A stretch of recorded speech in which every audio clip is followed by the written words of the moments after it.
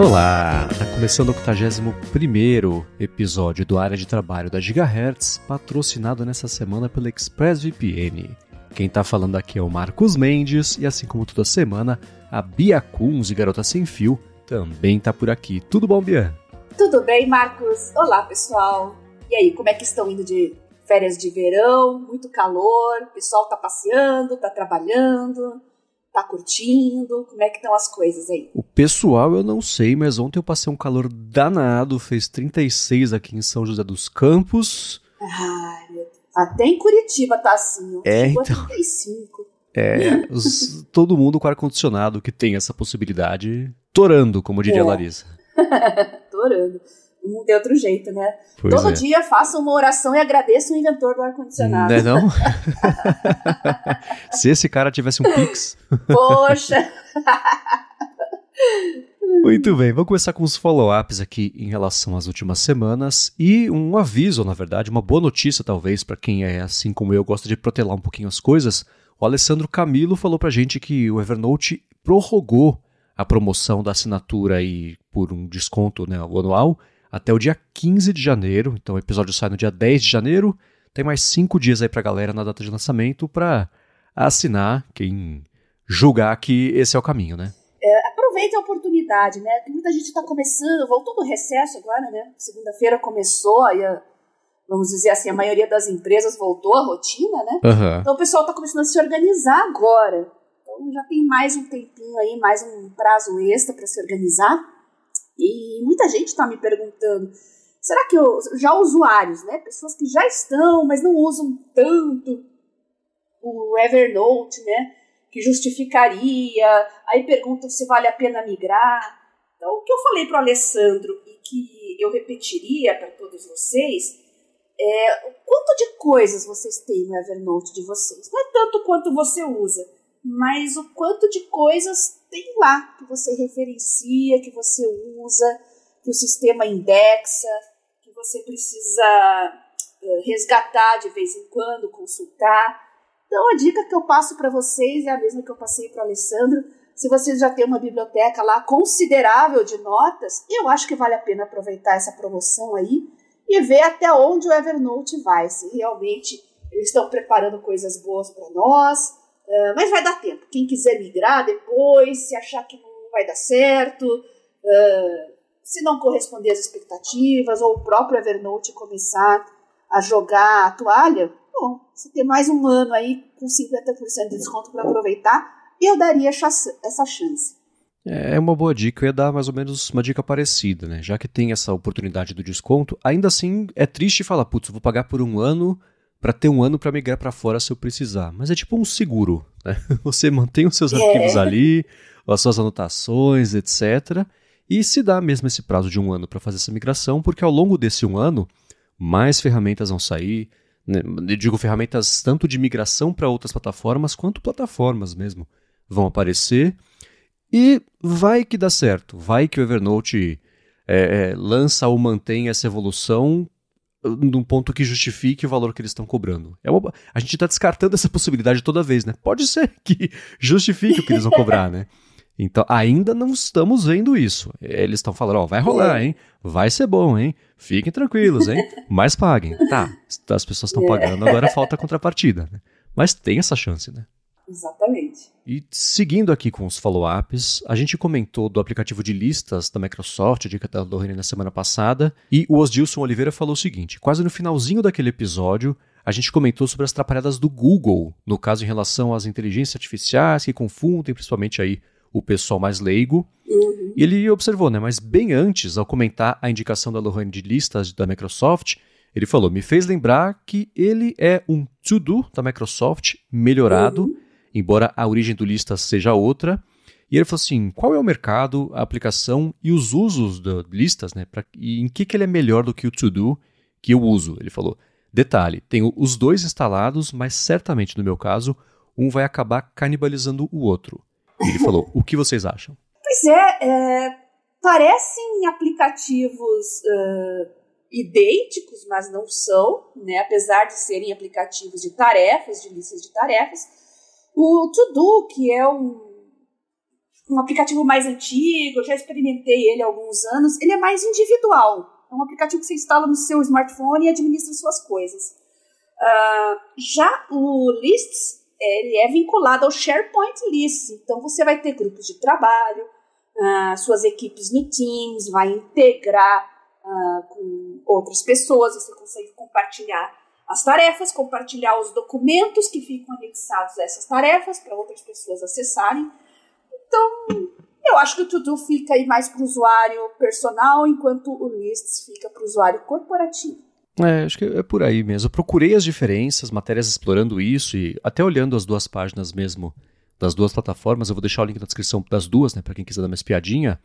No Microsoft, no Listas, né, o Listas da Microsoft, deve ser Microsoft Lists em inglês, eles falam trocentas vezes do Microsoft 365, eles falam sobre integração, sobre equipe, distribuição de tarefas, etc. E ele é, pelo que eu encontrei aqui, ele é uma roupagem nova justamente do SharePoint Lists, né? E o To-Do, ele é quando a Microsoft comprou aquele aplicativo Wunderlist, daquele Sechs Wunderkinder, né? Eles compraram e mataram o aplicativo, né? E aí veio o Microsoft To-Do. Ele é para lista de tarefas dia a dia corriqueiro, só você para não se perder e fazer as suas coisas. Então você vê que a própria interface dele é menos, quer dizer, ela ainda é quadrada, mas menos quadrada, é um pouquinho mais divertida, né? Ela tem menos essa pegada estrutural. O pessoal até comentou lá no grupo, né, no Produtividade Móvel, que o Microsoft Listas parece um Excel bonitinho, assim, ele tem mais essa cara de estrutura, de engenharia, sei lá. Então, a diferença é meio essa, mas eu concordo com o Osdilson que ele falou assim, né? Vocês falaram que o Google confunde todo mundo, mas é que a Microsoft está bem na cola ali. E para algumas coisas é verdade, né? Outro exemplo disso, ela lançou o aplicativo Copilot, que a gente até comentou, acho que foi você que falou, na verdade, né, é uma roupagem nova do Bing. Pior que não é. É um app novo, uma experiência nova para a mesma coisa. Então tá todo mundo tateando esse jeito de tentar apresentar as coisas da forma que seja mais fácil de todo mundo consumir, e aí confunde, né? Então, pelo que eu identifiquei da diferença do To-Do pro Lists é essa. Se alguém sabe melhor ainda sobre isso, manda pra gente, gigahertz.fm/feedback, a gente traz aqui para ajudar também todo mundo a entender se é o caso de que um vai substituir ou canibalizar o outro ou não, se uma coisa é para um tipo de uso e outra coisa para outro, e a Microsoft deve manter essas coisas separadas mesmo. Uhum. Uma das heranças da pandemia foi o trabalho remoto, que veio para ficar. O Teams veio para ficar. Então, já virou rotina aí para a maioria dos usuários aí dos corporativos. Eu acho que a Microsoft está investindo aí no Listas, está procurando o caminho ainda, vai sofrer novas alterações, adaptações, porque o objetivo é criar um Slack, acredito eu, né? Porque você tem todo esse ecossistema, você não vai deixar aí na mão de terceiros, né, concorrentes, para cuidar de listas e gestão de projetos, essas coisas. Então, eu acredito que eles vão investir um pouco nessa toada, vão fazer mais experimentações, talvez o To-Do ganhe novas funcionalidades, também não sei, mas eu acho que eles vão trabalhar bastante aí nessas soluções ao longo do ano. Sim, e todo mundo integrando IA. Todo mundo integrando IA, como não podia deixar de ser. E também a gente comentou, falando do Microsoft Copilot, uma notícia que eu achei bem simbólica do sinal dos tempos, e eu até comentei isso semana passada rapidinho no Hipsters Fora de Controle, e você mandou pra gente comentar aqui nesse episódio também, é o fato de que a Microsoft anunciou que depois de uns 30 anos aí com teclados de PC basicamente sem nenhuma modificação, né, agora eles vão, por enquanto só Estados Unidos, etc., mas vão começar a chegar com uma tecla, hardware físico ali mesmo, para invocar o Copilot, né? Gente, o negócio veio para ficar, hein? Todo mundo conhece a teclinha do Windows, né, nos teclados, até os que não são da Microsoft, alguns colocavam também, né, porque o Windows se tornou padrão, né, para a maior parte dos usuários. Agora, colocar a teclinha do Copilot é bem sintomático, gente.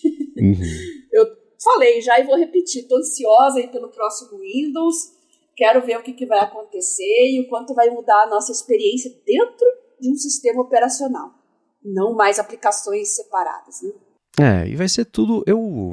A gente fica comparando com a Samantha lá do Her. A gente não aqui no podcast, mas em geral, né? Quando a gente está vendo especialmente o caso da Microsoft, e é meio parecido justamente porque eles fizeram, nesse caso, o contrário do Google e simplificaram tudo com o lance de que tudo é Copilot. No Word, Copilot quer dizer uma coisa, no Paint, que agora o Paint tem camadas, e IA, tem integração com o Dali agora. Tem uma outra coisa, um outro tipo de IA, mas também vai chamar Copilot. Tem o do Windows, que vai ser o assistente, que é tipo a substituição da Cortana, é Copilot também. E isso é uma coisa que, curiosamente, quando a Apple comprou a Siri, né, lá atrás, e quando começou a implementar isso, eu chamei a Siri, ela ligou aqui. Desculpa para quem aconteceu também no próprio telefone, tá? Mas quando ela comprou a Carangueja, que a gente brinca na DT, existiam dois grupos. O grupo que achava que ela tinha que ser um sistema operacional, eles apelidaram lá de Siri OS na época, e o grupo que falava assim, não dá para fazer isso, pelo menos não agora, não tem tempo hábil, a tecnologia não vai funcionar, vamos fazer assistente rapidinho aqui, beleza? E depois a gente implementa esse sistema mais parrudo que tenha assistente virtual, que seja o substrato aí de tudo. Isso nunca aconteceu, mas eu acho que agora com o lance das IAs, né, e especialmente no caso da Microsoft, chamando várias coisas diferentes de um mesmo produto, a gente está chegando mais perto disso, né? A Siri saiu acho que em 2011, agora 2024 é possível entregar o que foi prometido lá atrás, e antes disso em muitos filmes de ficção científica, né?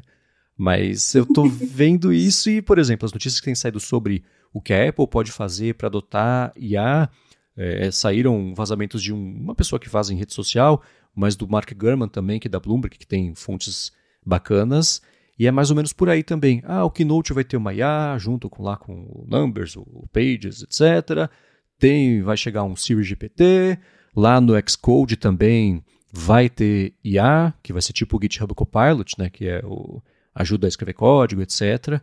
E cada um pode ter diferentes preços, acessos, né? Estou falando, fazendo tempo, o GPT vai ser pago, gente. Não fica esperando que vai ser só uma integração rápida. Não, né? Para quem assinou iCloud, sei lá, vai ser uma coisa mais assim. É uma reprodução dessa mesma fórmula, de você fazer várias funcionalidades diferentes embaixo desse nome único, para dar a impressão de que é uma coisa que permeia todo o ecossistema, né? Você fortalece o ecossistema assim. Então acho que esse vai ser mais ou menos o caminho. É isso aí. Agora, a gente vem falando de vez em quando sobre o DeX, porque apesar de eu não usar, é uma coisa que intelectualmente me intriga bastante, né? Já falei aqui como eu acho incrível a ideia e que é tão incrível quanto ela nunca ter saído, né? Levantado tanta poeira assim, que me intriga bastante. E o Dutra mandou pra gente o canal lá, que é o Productividex, que a gente até já comentou aqui recentemente, ele alertando, na verdade, que pintou um update aí do Dex que piorou a experiência, limitou, escondeu ajuste, né? Ele fala que é a One UI 6 lá do Android 14 e o modo Samsung Dex, ele reduziu o controle de aparelho, acesso à notificação, acesso à câmera também, né? Falou, não veio um monte de coisa que a gente queria, 60 Hz, rotação da tela, não veio widget, barra lateral também que o pessoal estava esperando, não chegou, ele tem até uma dica lá para quem quiser dar acesso a isso. E não sei, né? Se você atualiza o negócio tirando o recurso, piorando a experiência, acho que é um péssimo sinal de longo prazo do que significa a existência do produto, né? Pois é, será que piorou a experiência, tirou o que o pessoal não estava usando para ficar mais leve? Será que deixou ele mais poderoso por dentro, digamos assim, para ficar mais intuitivo por fora? Bom, eu estou esperando receber a atualização aqui, né, do Android 14 com a One UI 6. Saiu já para o S23, curiosamente saiu para o S21, o S22 ficou de fora. Tá prometido para hoje, nesse momento que estamos gravando, terça-feira, tá prometido para sair hoje. Vamos ver, tô na expectativa aqui, aguardando, e eu vou experimentar, tô anotando aqui direitinho para dar uma olhada no Dex novo, e aí eu conto a experiência para vocês, tá? Foi isso que eu vi esses dias. Usuários do telefone Android tal estão bravos porque tá demorando para sair o update, estava prometido pro começo do ano, foi isso? Isso, exatamente, porque eles pegaram a última geração e o aparelho de 2 gerações atrás, e a da geração anterior ninguém entendeu direito por que não saiu. atrasou por algum motivo, né? Então o usuário fica bravo, né? Sim. E eu, olhando de fora o mundo Android, penso, mas não sempre foi assim? Mas deixa isso pra lá. Uma coisa que eu espero que aconteça é que resolva esse problema logo pra todo mundo. E o que pintar de novidade especialmente bacana, uma coisa que aumente a produtividade de todo mundo, manda pra gente também, gigahertz.fm/feedback. Ok. Bom, agora um outro assunto, isso a gente discutiu já rapidinho aqui, mas foi uma coisa que o Matt mandou lá no Mundo Sem Fio, no grupo também, uma discussão que até ele falou, vale a pena ter aqui, e de fato vale, aqui digo, no podcast, é sobre aquele DMA, o Digital Markets Act, que é um conjunto de leis na Europa que já começou a entrar em vigor, tá faz 3 anos entrando em vigor, né? Mas o limite para uma parte aí das mudanças que vão tocar, por exemplo, em loja de aplicativo, mensageiros, é uma coisa que agora está previsto para rolar em março ou maio, dependendo aí do mercado mesmo. Mas antes de falar sobre isso, do impacto que isso pode ter para a gente, né, que não está na Europa, mas ainda assim a gente deve ver mudanças, eu vou falar sobre a ExpressVPN, que está mais uma vez patrocinando o Área de Trabalho e segue oferecendo o jeito de você navegar na web aí de um jeito mais seguro e com mais possibilidades também web afora. Se você viajou nessas férias, você pode confirmar para quem vai viajar nessas férias. Você usou um Wi-Fi de graça, precisou para acessar alguma coisa, usou do hotel, do aeroporto, do shopping, de uma lojinha, do restaurante. E geralmente esse Wi-Fi é de graça porque os seus dados são o preço da conexão, né? A coleta de dados dos sites que você está acessando, dos aplicativos, dos servidores, dos streamings, conteúdos, isso pode ir parar onde você não quer, porque esse dado é seu, não é de quem está oferecendo a conexão, né? E com o ExpressVPN, você protege os seus dados, a sua conexão passa a ser criptografada, tudo que você faz e roteia pela ExpressVPN, nem ela sabe o que você está fazendo, então nem quem oferece também a conexão sabe o que você está fazendo, o que é excelente, isso sem perder velocidade na conexão. E uma outra coisa bacana também é o seguinte, né? Se você escolhe um dos 100 países aí que a ExpressVPN oferece para você rotear a sua conexão, acessa um serviço de streaming, você passa a ter acesso ao catálogo desse país que é diferente daqui do Brasil também é diferente, óbvio, dos que tem lá fora, então o contrário também funciona. Se você estiver viajando e quiser acessar uma coisa que só tem no Brasil, você liga a ExpressVPN, escolhe Brasil dos servidores lá que eles oferecem e pronto, você passa a acessar. E eles têm suporte a você instalar o aplicativo e passar a usar VPN para telefone, para tablet, computador, no roteador da sua casa, se você quiser, no seu aparelho de TV também, dependendo do modelo.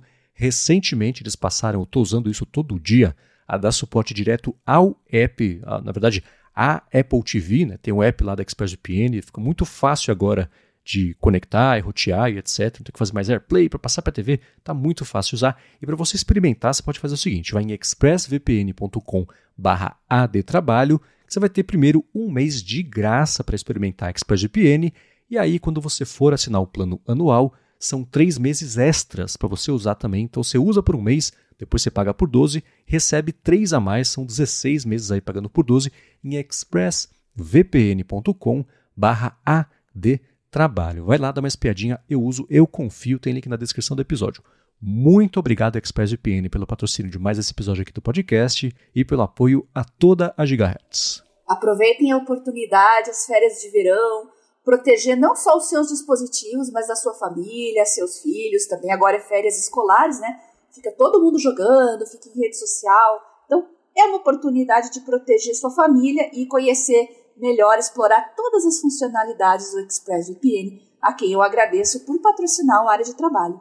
Muito obrigado. E vamos lá, o Matt mandou lá no Mundo Sem Fio o print que fala sobre como o beta do WhatsApp está se preparando para dar suporte a uma integração com outros mensageiros, aí, tipo o Telegram, né? E isso é resultado da DMA, que é a Digital Markets Act, que vai começar a entrar em vigor aí. Começou no ano passado, como eu disse, né? Vai nos próximos meses aí, diferentes etapas, mas deve concluir nesse ano, exceto recursos e processos, a gente vai comentar sobre isso já já.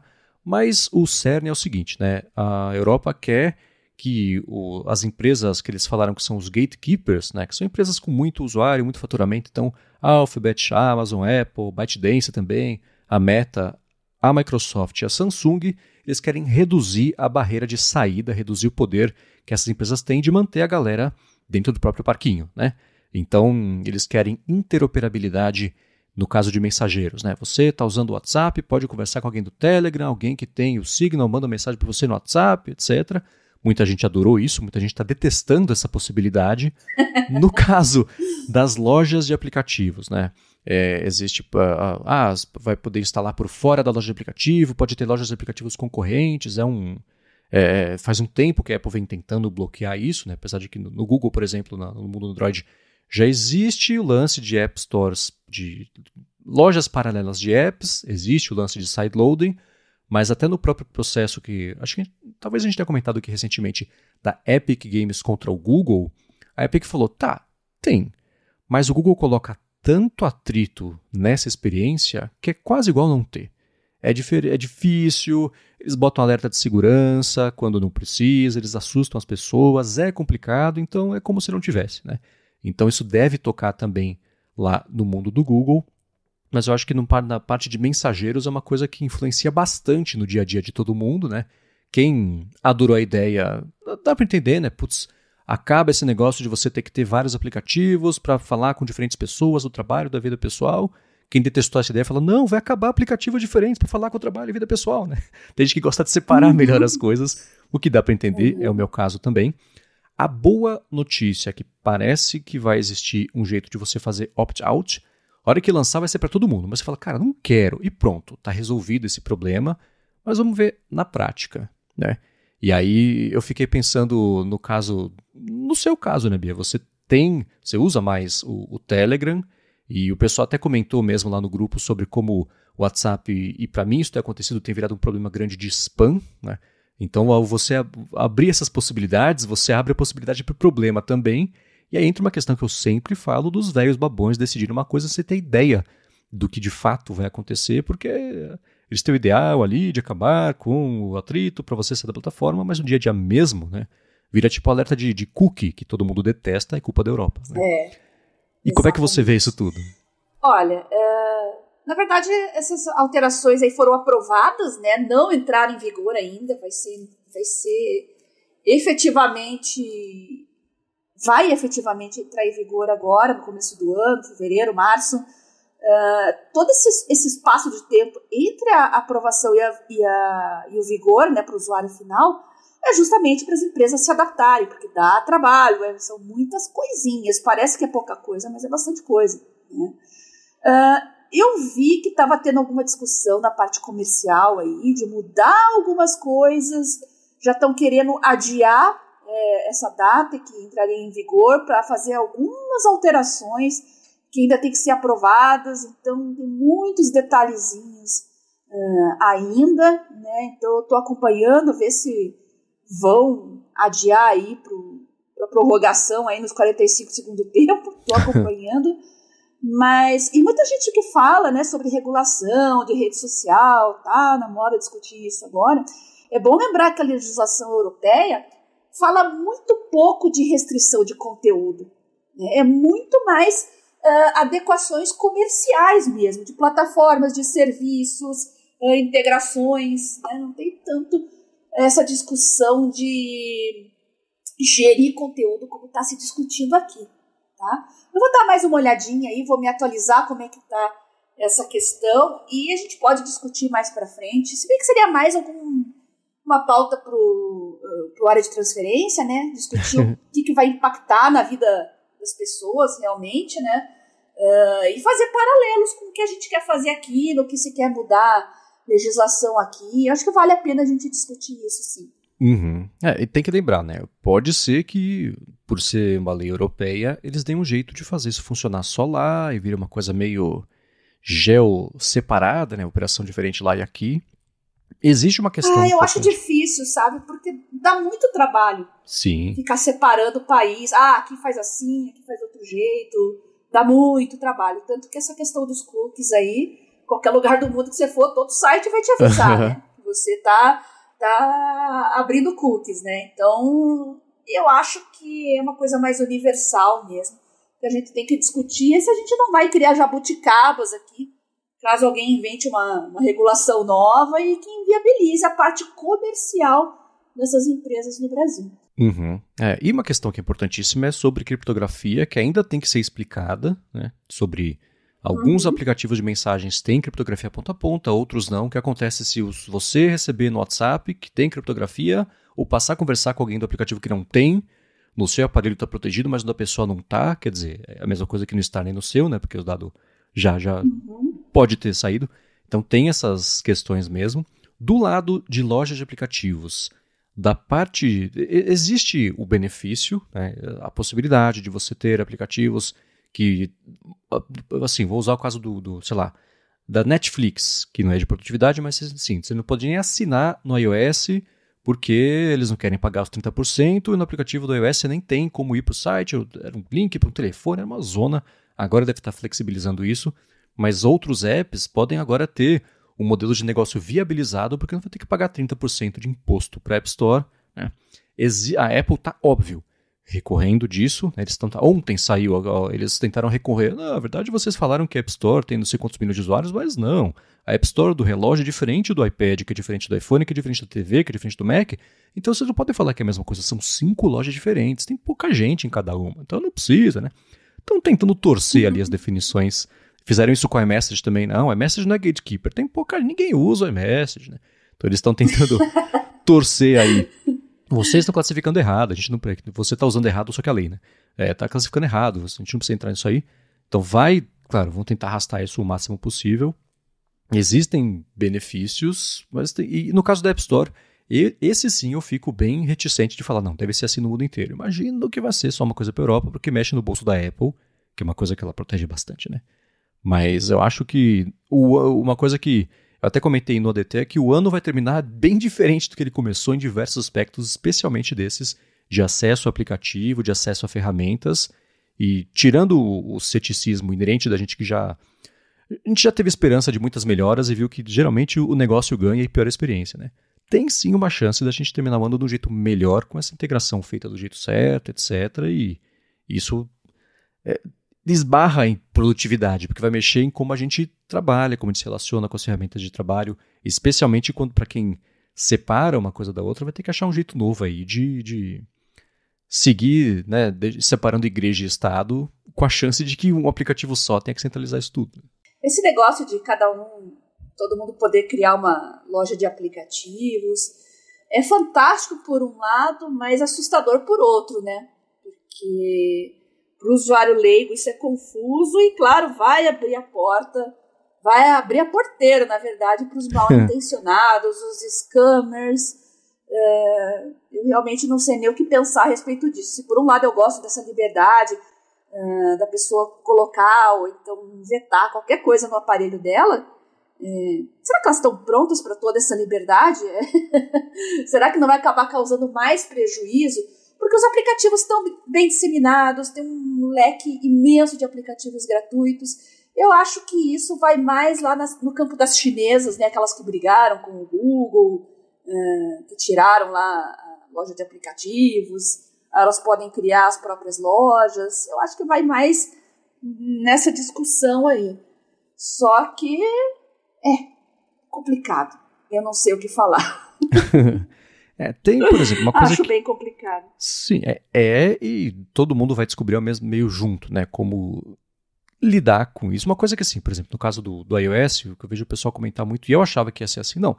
Se for instalar por fora da App Store, sideloading, vai colocar informações das pessoas em risco, etc. Não, porque o sistema de segurança do sistema ainda vai funcionar. O aplicativo vai seguir sendo só ele dentro de si próprio, autocontido, né? Não vai ser uma coisa que ele vai ter acesso a outras informações. Não é jailbreak, que acaba alterando a forma mesmo como o sistema funciona. O sistema vai seguir sendo o sistema. O app instalado por fora da App Store vai estar sujeito às mesmas restrições de segurança, de uso, de acesso a dados do usuário, do que se fosse instalado por dentro. A diferença é que quem está disponibilizando vai ter que lidar com os pagamentos, vai ter que lidar com o imposto, vai ter que lidar com a distribuição, servidor, etc. Que é o que a própria Apple fala. Tá, você quer? Tudo bem.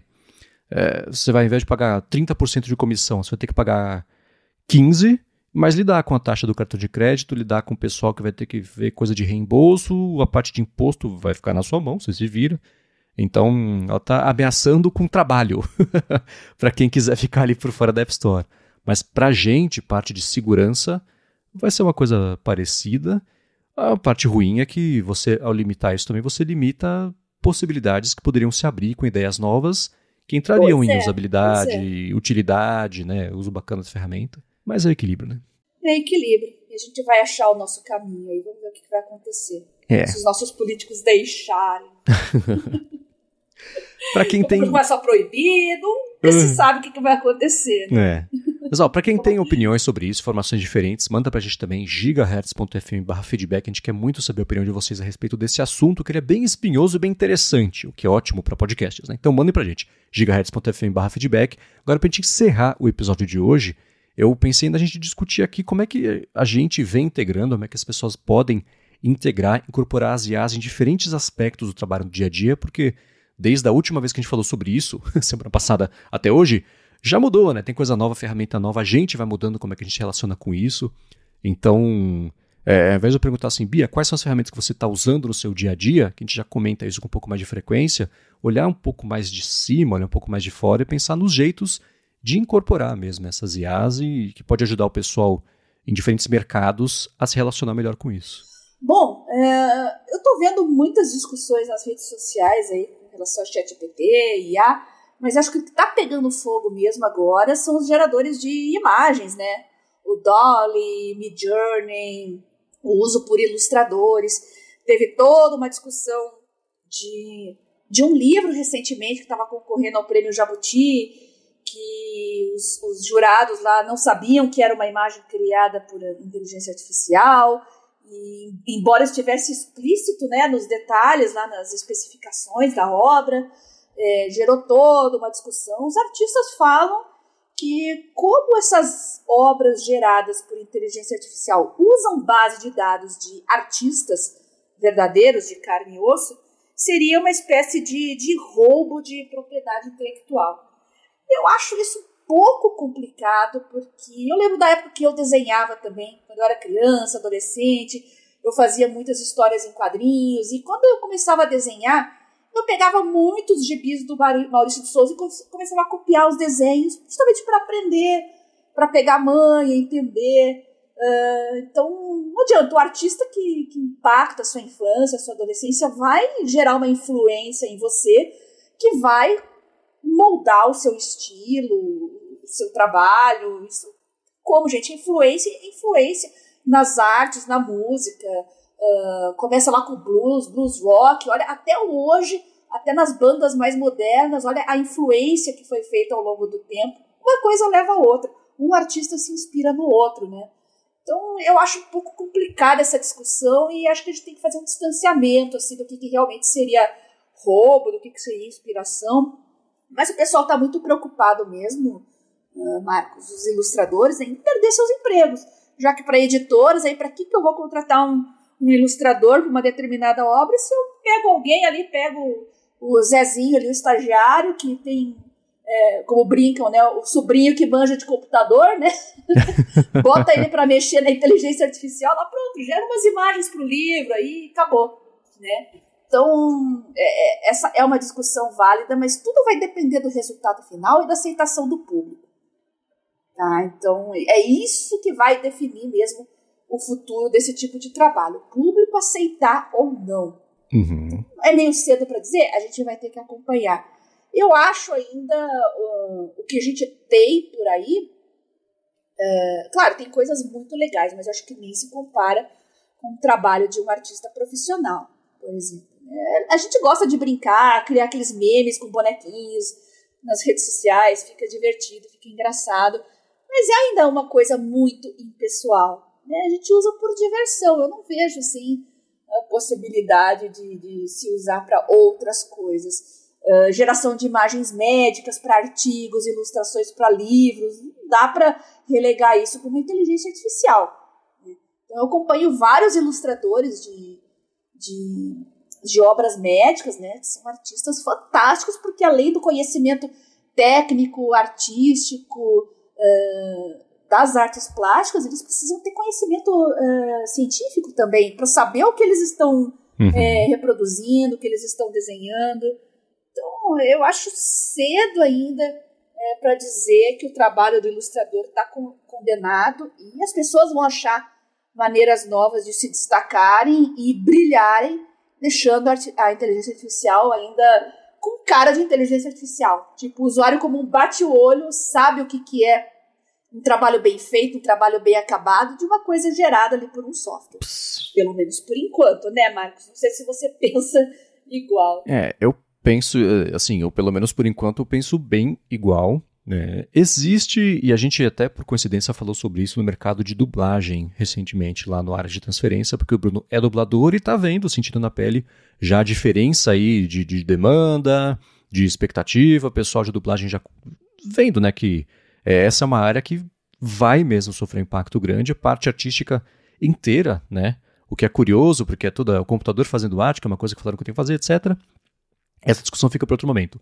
Vai rolar, né? Essas ferramentas todas, eu acho que o caminho natural dessa evolução delas é, primeiro, você ter a IA desenhista para coisas de saúde, para estudos, isso vai acontecer, é meio inevitável, o que não quer dizer que essas pessoas que façam esse tipo de arte vão necessariamente ficar sem emprego, mas vai ter uma concorrência nova nesse mercado, e a principal vantagem que essas coisas oferecem é escala e rapidez, né? Então é mais de uma vantagem. Mas ainda assim, é muito mais barato fazer uma coisa boa rápido, ou fazer 30 coisas rápido, do que ter uma pessoa, uma equipe de pessoas fazendo não tão rápido. Pode ser com acabamento melhor, acabamento igual, parecido, similar, etc. Mas indo para o mercado de dublagem, né, o que eu vejo é assim, pensa na Disney, por exemplo, vai seguir com contratos no mundo inteiro, com um prazo de entrega que sabe-se lá qual que é, não sei como é que cada vez deve ser diferente, ou ela no próprio estúdio controlar como é que vai ser e em um dia ter um filme dublado em todos os idiomas de sair em todos os países do mundo, né? Dá pra imaginar qual que ela vai escolher, né? Porque empresas desse tamanho que operam em escala geralmente pendem para uma economia de custos, mesmo quando a qualidade sofre um pouco em relação a como a coisa tá, né? Porque a qualidade vai sofrer um pouco até ela não sofrer mais, e aí o benefício vai continuar, né? Então eu acho que o mercado artístico vai passar por essa adaptação, sim, mas não é assim, todo mundo vai... Não é por aí. Vai ter sim esse impacto. Talvez, e o que eu vejo assim, as pessoas que estão começando são as que vão ter um impacto maior, porque elas não têm um nome, não têm uma tradição, né? Se você não tem uma tradição, né? Se você vai atrás de um artista famoso para fazer a sua capa de livro, você quer um artista famoso fazer a sua capa de livro, não quer nem a ilustração bonita que ele está fazendo. A IA poderia fazer uma coisa mais legal, mas não, você quer a marca daquela pessoa, basicamente, na sua capa de livro. E a mesma coisa deve ter aí os Picassos dos estudos científicos e médicos, que todo mundo quer que essa mesma pessoa faça o desenho, porque indica dá uma chancela maior, dá uma importância maior, uma visibilidade maior. Você fala, meu estudo é importante porque essa pessoa fez a ilustração, então deve ter um pouco disso nesse mercado também, né? Mas o resto acho que vai ser impactado, sim. O início desse período de adaptação é sempre meio assustador, porque a gente tem a impressão que tudo nivela por baixo. Sim. É um momento de experimentação, as pessoas se habituarem, né, os profissionais também tentarem achar um caminho, mas depois que nivela tudo por baixo, a concorrência grita, né, gente? Então vai ter gente procurando se diferenciar. Então, período de adaptação é período de adaptação. Tem altos e baixos, mas eu acho que se você é ilustrador, artista, trabalha com edição de som também, dublador, enfim, faz um trabalho artístico, pisa o pé no freio, acompanhe as mudanças, não fique atrás, conheça as ferramentas, por mais que você as rejeite, não goste, é importante você conhecer o que está ameaçando, digamos assim, o seu trabalho, e encontre o seu caminho. Você vai achar uma maneira de se diferenciar e destacar mais lá na frente. Pensa na diversidade como uma oportunidade, já que vai aparecer um monte de pica-pau, um monte de oportunista, e você vai poder dar um migué em todo mundo depois. E o mercado de ilustração já passou a vida inteira concorrendo com os sobrinhos, né? Meu sobrinho faz o que você trouxe agora há pouco também, então é mais o sobrinho. Sobrinho que entende de Photoshop. São os sobrinhos digitais concorrendo agora também com esses... Mas uma coisa que você levantou que eu acho importante é isso, né? Aos pouquinhos a gente mesmo já tá consciente, a gente bate o olho, você sabe se a imagem foi feita pela IA, porque ela tem uma estética um pouco diferente, sei lá, as que são feitas pelo Dali tem um tom mais azul, por exemplo, tem uma aquarelinha ali, um estilinho que... Elas vão resolver isso? Vão. Daqui a pouco a versão nova não tem mais esse estilo, ela é mais flexível ainda para estilos, pronto, né? Começou de novo o nosso mapeamento de entender o que é imagem de IA, o que não é. essas coisas vão evoluir, né? Vão melhorar, vão resolver isso que a gente até vê como uma limitação que facilita a identificação. Vai rolar. Mas, ao mesmo tempo, vai rolar a evolução da nossa relação com isso, entender até onde dá para usar, até onde... É que eu não sei, né? É apropriado usar. A moral da pessoa, não de todo mundo, mas assim, de empresas que querem poupar custos, geralmente a moral... a noção do que é moral vai reduzindo um pouquinho quando a economia de custos aumenta, né? Então a gente sabe que isso acontece. Mas eu acho que a relação, para a parte de arte mesmo, apesar de ser assustador pensar que vai ter uma adaptação, a parte boa é assim, vai ter uma adaptação, não é uma mudança catastrófica, né? Algumas pessoas me mandaram notícias e publicado em alguns portais de que o Congresso estaria interessado em regulamentar a inteligência artificial em 2024. As notícias só foram postadas assim, eu vi muita choradeira, muita gente reclamando, mas tem que ir atrás do projeto, gente, porque é um problema do nosso jornalismo, realmente, né? Tudo é bait. Eu também vi os links, fiquei muito brava, aí eu fui ver o que era, não é nada do que estavam divulgando. Na verdade, o que está tendo é um projeto de lei que deve ser votado em breve, porque é ano eleitoral, para limitar o uso de deepfake em eleições. Veja que uma coisa é regulamentar a inteligência artificial e outra muito mais específica é tratar de deepfake em período eleitoral. Tá? Então, não é nada do que vocês estão pensando, não. Eu achei interessante até, desde que não seja só uma lei, que realmente haja punição para quem utilizar esses recursos artificiais aí para difamar adversário, para se promover, que realmente a gente sabe que isso é um problema hoje. Sim. Então, achei interessante até a proposta, já que ela é bem específica, tá, gente? Então, não é limitar a inteligência artificial em todos os campos da vida, não, tá? Pelo menos por enquanto, a gente tem que ficar de olho, porque eu não confio, né?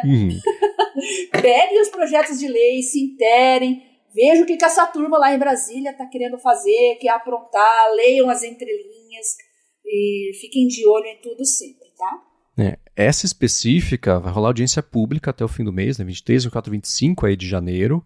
E dá para qualquer pessoa mandar sugestão. Então eu vou deixar o link na descrição para quem quiser se envolver com isso e tentar ajudar de alguma forma. Porque assim, tem eleição aqui, tem eleição nos Estados Unidos, né? Que vai rolar agora no fim do ano também, que vai ser... Já seria um caos sem IA, né? E agora com IA que não está regulamentada lá também, especialmente para esse tipo de uso, vai ser interessante da gente que gosta de tecnologia observar. Mas essa de regulamentação aqui no Brasil, eu concordo com a ideia de você tentar regulamentar primeiro as coisas mais urgentes e depois tentar ir para uma coisa um pouco mais abrangente, mas eu não tenho muita confiança sobre a eficiência disso. A gente vê, por exemplo, leis sobre disparo em massa de mensagem do WhatsApp que não adiantou nada, né, nas outras eleições. Teve uma outra empresa aí que virou punição exemplar, mas ainda assim, na prática mesmo, aconteceu da mesma forma, desinformação para eleição, da mesma forma. Não sei, mas pelo menos a intenção é positiva, né? Eu gosto dessa ideia, mas gostaria de ver projetos de lei que tratem de IA e empregos também muito em breve, porque isso vai ter impacto maior, só que pro brasileiro comum, e não para os políticos. A gente sabe que muda um pouquinho os pesos por lá.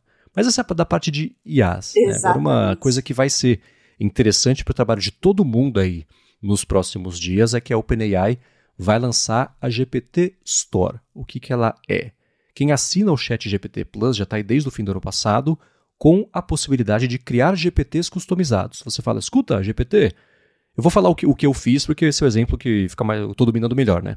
Eu vou subir para você uma foto de um monte de garrafa de bebidas. Você analisa as garrafas, compara com receitas de drinks clássicos e me dá 10 receitas de coquetéis clássicos que eu posso fazer só com o que eu já tenho aqui, né? Parte da premissa de que eu tenho açúcar, que eu tenho limão, que eu tenho, sei lá, gelo, né? Mas me sugere. E eu mandei, aí você dá isso em ordem, texto corrido mesmo. Aí você fala, beleza, é como se fosse salvar, exportar. Ele fala, tá, testa aí. Aí você testa, ele fala, putz, ó, quando você for sugerir, me sugere, não coloca as receitas direto, deixa eu escolher qual é o drink primeiro, aí você me passa a receita. Quando for passar, você vai ajustando isso tudo, sempre em texto corrido, até ficar do jeito que você quer, né? E aí, a hora que fica do jeito que você quer, Você pode, por exemplo, subir arquivos complementares. Eu poderia ter subido receitas minhas de coquetéis para integrar esse banco de dados que ele já tem. Você pode fazer integração com os serviços, sistemas de fora também, uma parte um pouco mais complexa, um pouco mais aprofundada aí de você fazer essas integrações. E aí você tem 3 possibilidades. Você disponibilizar só para você usar. A segunda é você disponibilizar para pessoas que tiverem o link, você manda o link. A terceira é deixar de um jeito mais aberto, que vai ser essa GPT Store. Vai ser uma vitrine. É tipo quando você entra lá no IFT, que tem lá um monte de ação, um monte de automações. Você escolhe o que você quer, você testa, você ativa, desativa. Vai ser isso. Lá na GPT Store vai ter um ranking, vai ter busca. E lá na frente a OpenAI falou assim: os GPTs customizados que as pessoas mais usarem, que fizerem mais sucesso, a gente vai pagar você que criou. Não falaram sobre valores, mas nesse momento a monetização vai ser meio indireta, né? Vai ser tipo o Twitter pagando para quem gerou engajamento, né?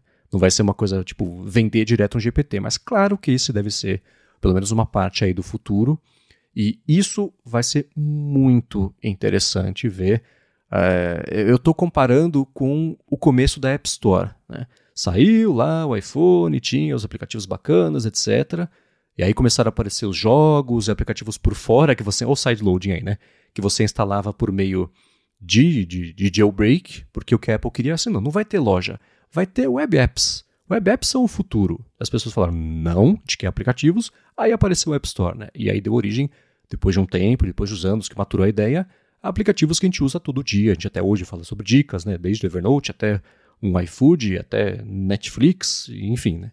Eu imagino o mesmo caminho aí para os GPTs. Vai ter um monte de GPT de brincadeira no começo, esse que eu falei é um que eu criei só de brincadeira para ver possibilidades, mas amanhã aparece uma ideia bacana que usa o GPT, depois de amanhã mais uma mais interessante. Acho que o mercado está prestes a ser inundado de ferramentas muito interessantes baseadas aí no ChatGPT.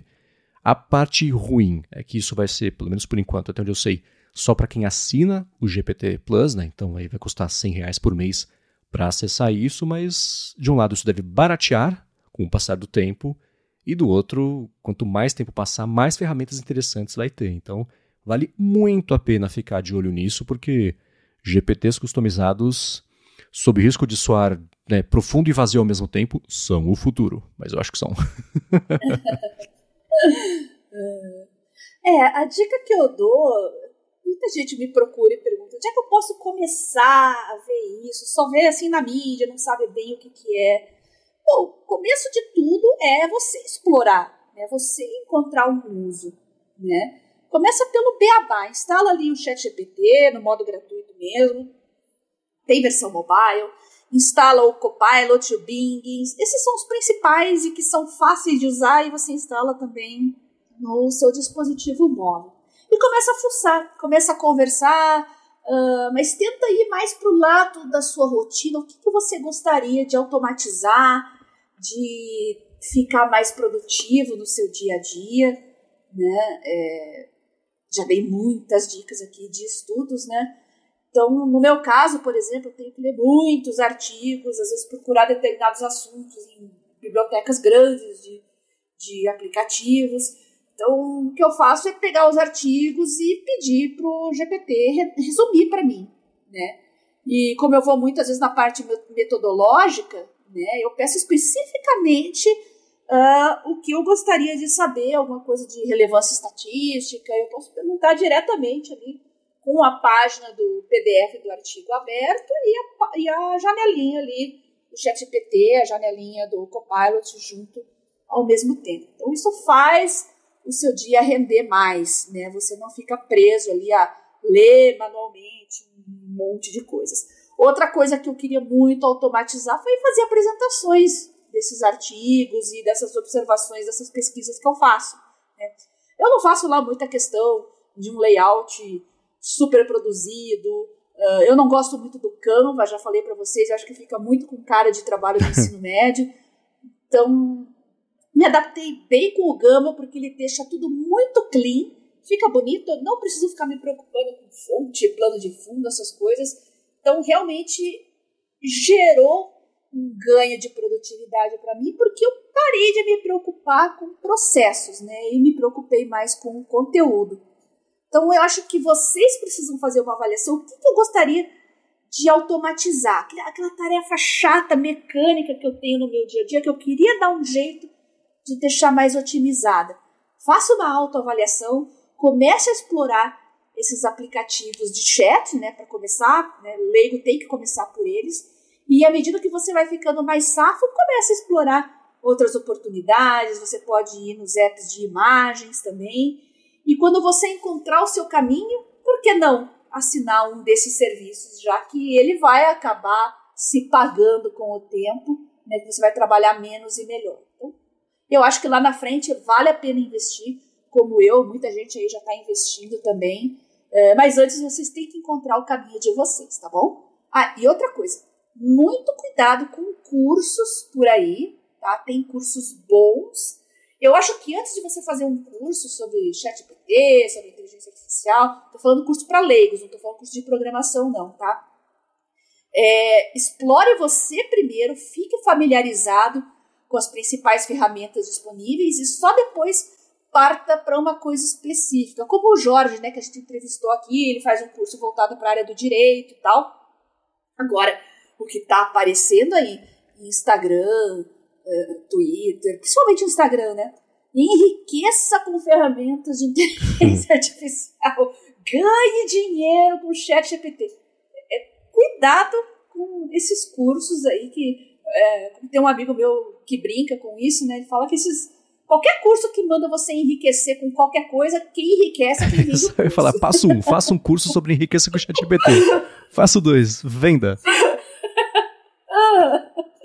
Então, antes de entrar nesses cursos aí cru, né, sem saber nada, melhor você ser um pouco autodidata, explorar sozinho as possibilidades, veja tutoriais gratuitos que tem na internet, no YouTube, e só depois parta para um curso mais profissional, requisitado e bem avaliado, tá bom? Excelente dica. Eu acho que isso, assim, né, no final de ano, Natal, você interage mais com a família, né? Aí as pessoas... Foi engraçado que eu acompanhei de fora, não participei só pra ver. Foi um experimento social ali, de ver as pessoas falando sobre o ChatGPT, pra quem tá usando, quem não tá, qual que tá dando uso e tal. E dá pra ver que muita gente ainda tem mesmo. Isso aí, tipo, não é pra mim. Ou não é pra mim, tu digo assim, não é que a pessoa não vai entender, mas não se aplica ao meu tipo de trabalho, não se aplica ao que eu faço. Experimenta. Você vai ver que em um mês a sua relação com isso vai ter mudado bastante, né? E como a gente fala muito disso aqui, né, Marcos? A gente estuda, a gente traz aqui conteúdo dessa área aqui para os nossos ouvintes, aparecia muito para mim no meu feed, no Twitter, tenho certeza que aparece no Instagram, aqueles cursos que você olha, meu Deus, que marmotagem, né? Agora parou, mas parou porque eu acho que eu bloqueei quase tudo à medida que ia aparecendo, mas eu acredito que eles ainda estão lá e devem estar pulando na timeline da galera aí, como se não houvesse amanhã. Com certeza. Mas acho que essa dica que você deu é boa. Antes de fazer o curso, entra, vê, fuça, tenta se familiarizar, porque o curso vai... Se você fizer o curso com esse contexto, já ajuda. Se você chegar sem contexto, fica meio perdido igual, né? Vai aprender a fazer só o que ensinou no curso e não extrapolar isso pra... Não existe, gente, manual de instruções. Não existe manual de instruções, gente. A gente explica que não é igual ao Google, mas como que não é o Google? Você tem que explorar para entender como que ele não é igual ao Google, né? É uma coisa que você tem que ter o feeling, fazer prompts também. Não adianta você comprar lá um e-book com 300 prompts para você usar. Isso é muito limitante, né? Então, aprenda a fazer os seus próprios prompts. Comece a descobrir uma linguagem, aí, um estilo seu próprio de criar os seus prompts, que é muito melhor, né? Certamente. E para quem que tem algo a complementar sobre isso, já sabem, né? gigahertz.fm/feedback. Quero agradecer a ExpressVPN pelo patrocínio do episódio de hoje, a vocês que deixam reviews, avaliações que recomendam o área de trabalho, agradecer a você, Bia, por nos ajudar a ter uma vida cada vez mais produtiva e para falar com você como é que faz. Eu que agradeço você, Marcos, pelo convite para participar desse podcast maravilhoso, nossos ouvintes dando dicas, sugestões, comentários e nossos patrocinadores que o viabilizam. Eu quero saber como é que vocês incorporam IA no dia a dia de vocês. Mande uma mensagem para mim no meu Telegram, @BiaCunze. Lá vocês podem mandar áudio, prints, links, ou então no meu Twitter, @GarotaSemFio. Vou aguardar ansiosamente as dicas de vocês pra gente espalhar a palavra pro mundo. Boa! Para achar os links do episódio, tá em gigahertz.fm/adtrabalho/81 ou tem nas notas aqui também do episódio no seu aplicativo de podcasts. Para falar comigo, eu sou MVC Mendes lá no Mastodon, Instagram e Threads. Apresento aqui na Gigahertz a fonte toda segunda-feira com Felipe Espósito e toda sexta-feira a área de transferência com Gustavo Faria, Bruno Casemiro e Guilherme Rambo. Apresento também o Hipsters Fora de Controle para a Lura, que sai toda sexta-feira lá no feed do hipsters.tech, específico sobre IA, e escrevo todo sábado para o Mac Magazine. Obrigado mais uma vez pela audiência de vocês e a gente volta na quarta que vem. Beijoca safe a todos e até semana que vem.